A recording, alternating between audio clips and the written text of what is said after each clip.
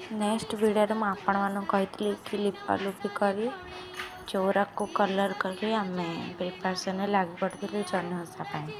तो ये आमर संपूर्ण हो तो आज हूँ से दिन तो आज हूँ जह्नी ओषा से आम मुर्ज पकई नौ सबुआड़े।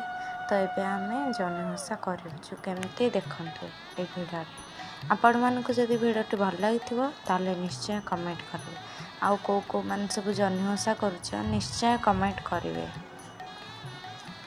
तो मोर गोटे क्वेश्चन आंसर आपण मैंने देवे कि जो मैंने जह्नी ओषा कर तो जह्नी ओषा कौन पाई करती आउ जह्नी ओषा जो पुंजी दि जाए सेटा कौन पाई दि जाए जदि कि जानिच ताले निश्चय कमेंट कर आमर जह्नी ओषा प्रिपरेसन करके आम पूजा कर जदि वीडियो भल लाइक कमेंट शेयर करेंगे।